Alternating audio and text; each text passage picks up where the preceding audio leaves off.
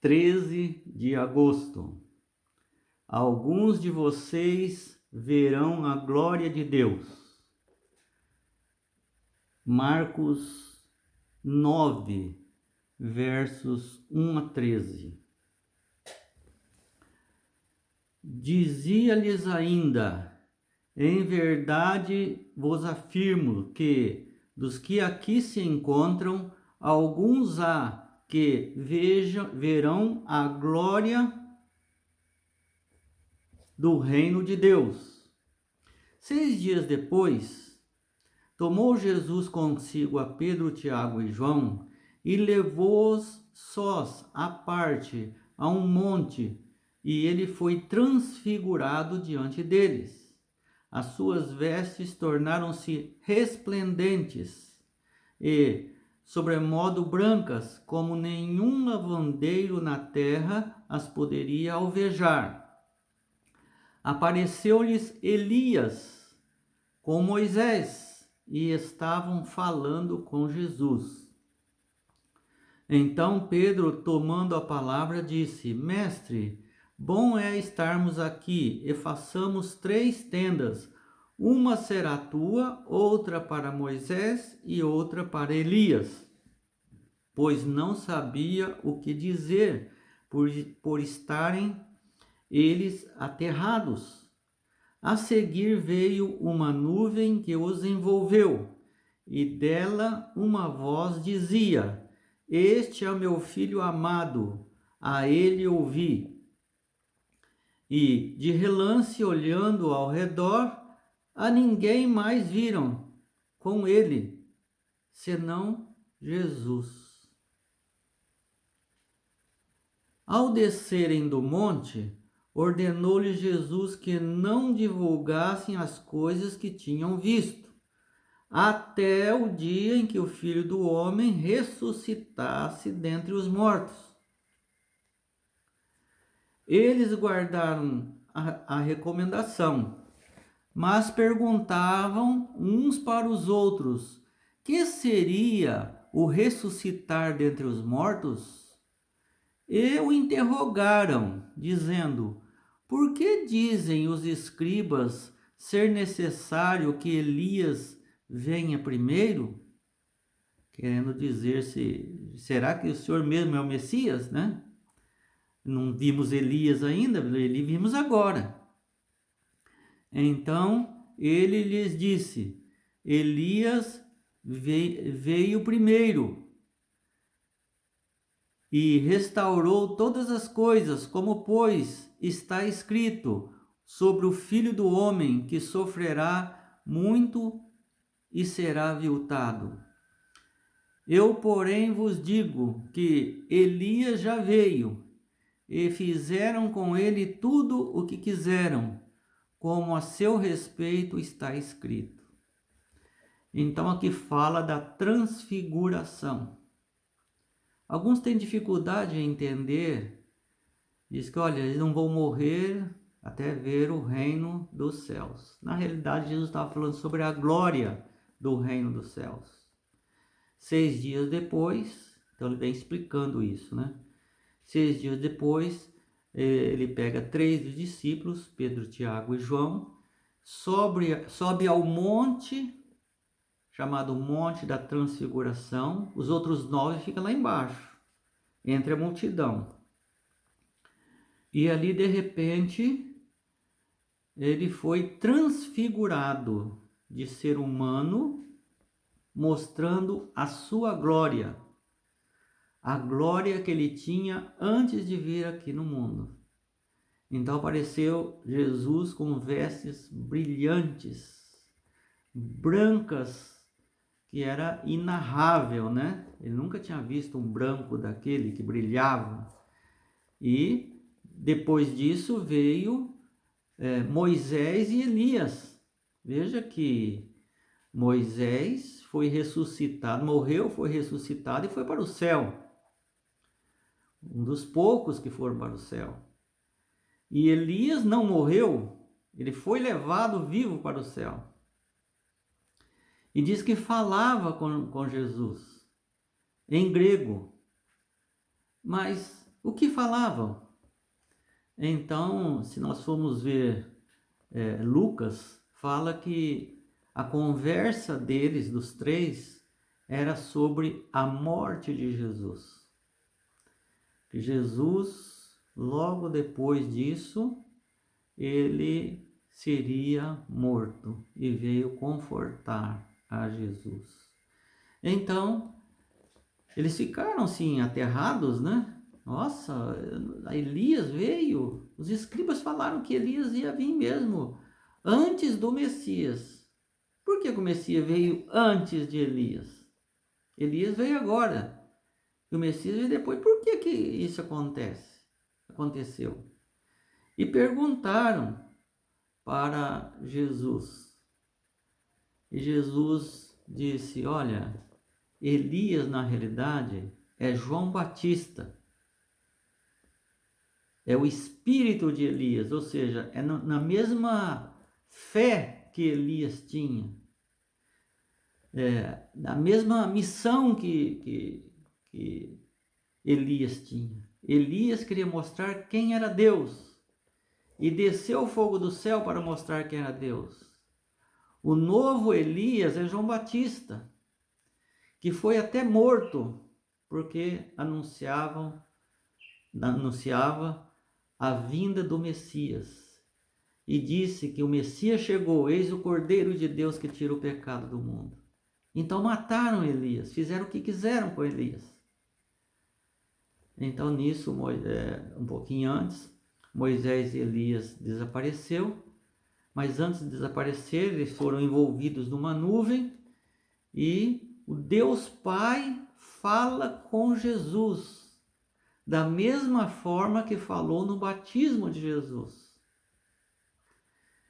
Este é meu filho amado, lá no batismo de Jesus, e diz: este é meu filho amado, a quem eu tenho prazer. Apresentou o Messias para todos, né? Este é meu filho amado, em quem eu tenho prazer. Agora, ele apresenta novamente: este é meu filho amado, a ele ouvi. Creiam nele. Creiam no que ele está falando. Então, eles perguntaram sobre João Batista, foi respondido.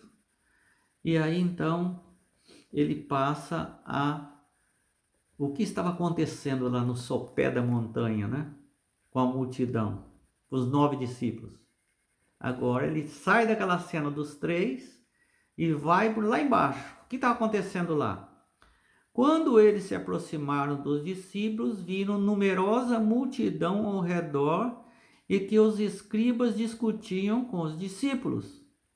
E logo toda a multidão, ao ver Jesus, tomada de surpresa, correu para ele e o saudava. Então ele interpelou os escribas: que é que estão discutindo com meus discípulos? E um dentre a multidão respondeu: Mestre, eu trouxe o meu filho possesso de um espírito mudo, e este, onde quer que o apanhe, lança-o por terra, e ele espuma, rilha os dentes, e vai definhando. Roguei aos teus discípulos que os expelissem, e eles não puderam. Então Jesus lhes disse: ó geração incrédula, até quando estarei convosco? Até quando vos sofrerei? Trazei o menino aqui. E trouxeram-lhe.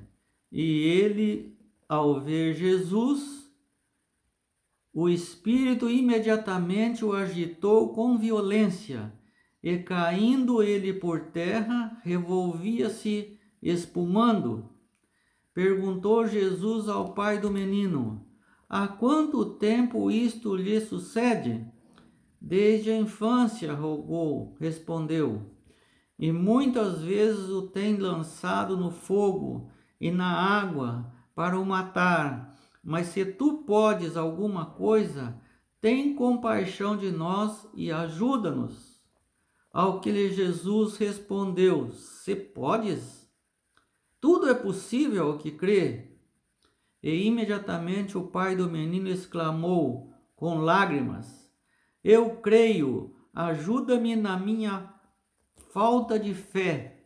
Vendo Jesus que a multidão concorria, repreendeu o espírito imundo, dizendo-lhe: Espírito mudo e surdo, eu te ordeno, sai deste jovem e nunca mais tornes a ele. E ele, clamando e agitando muito, saiu, deixando-o como se estivesse morto, a ponto de muitos dizerem: O menino morreu.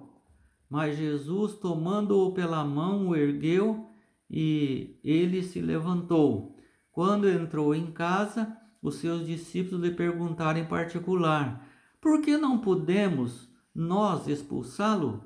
Respondeu-lhes: Esta casta não pode sair senão por meio de oração e jejum. Lá em cima, a glória de Deus, embaixo, as trevas. O demônio foi lá perturbar. E os discípulos, na sua incredulidade, não conseguiram vencer Satanás.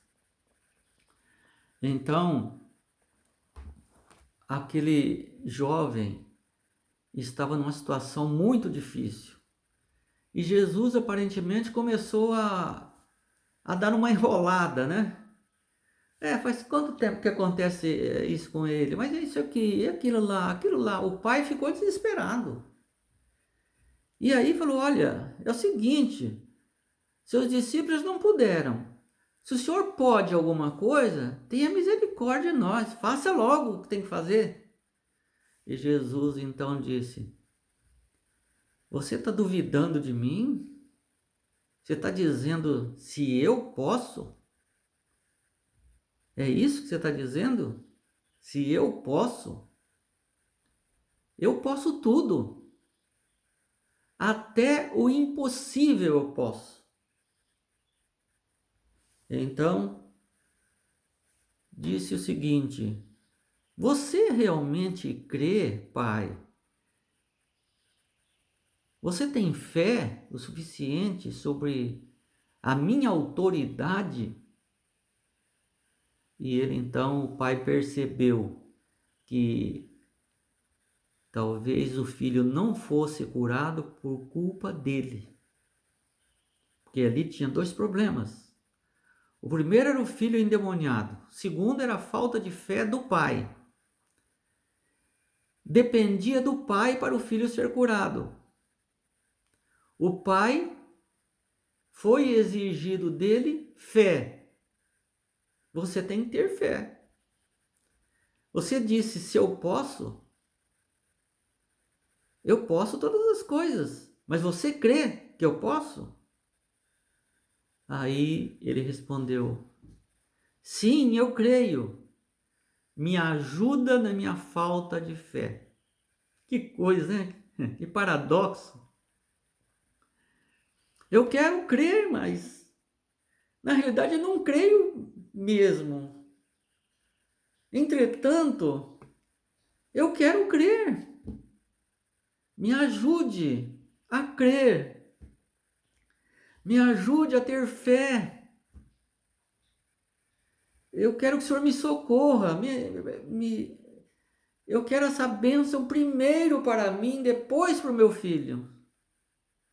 Me cura dessa falta de fé. E Jesus então dá ordem para Satanás: sai desse menino e nunca mais volte nesse menino. E então o demônio fez as últimas estripulias dele ali para dizer que agora Jesus tinha matado o menino. E todo mundo achou, agora ficou pior porque matou o menino. Mas Jesus tomou pela mão e ele levantou. Quando chegam em casa, ou seja, em alguma casa que eles iam ali, chegaram lá a sós, sem a multidão, e perguntaram: por que nós não pudemos expulsar aquele demônio? Se quando nós saímos de 2 em 2, nós expulsamos muitos demônios, e esse nós não pudemos expulsar. Provavelmente quem estava sobre aquele menino era o próprio Satanás. Não é nenhum anjo de Satanás, né? Era o próprio Satanás. Por isso Jesus falou: olha, esta casta, esta espécie de demônio não se expulsa senão por meio de oração e jejum. Ele é o mais poderoso de todos. Vocês não conseguirão se não tiver oração e jejum, consagração. E o demônio foi embora. Satanás em pessoa foi embora. E nunca mais voltou ao menino. Então veja que nós estamos seguindo aquilo, a missão de Jesus. Eles duvidaram porque viram Elias. Ora, Elias ia vir antes de Jesus. Por que veio Jesus antes e depois? Criou incredulidade. Depois nós vemos ele, por que nós não podemos expulsar? E aí Jesus explicou por quê. E ilustrou com, eles não podendo expulsar, com a falta de fé do pai. Também eu não posso expulsar se você não tiver fé. Essa é a minha condição. Posso expulsar a hora que quer, mas eu exijo que você tenha fé. Mas eu não tenho fé, me ajuda. Ah, bom, aí sim, eu te ajudo. Eu vou expulsar o demônio e você vai crer. E foi o que aconteceu. E os discípulos deveriam acontecer a mesma coisa. Não duvide mais da minha missão. Não duvide mais de quem eu sou.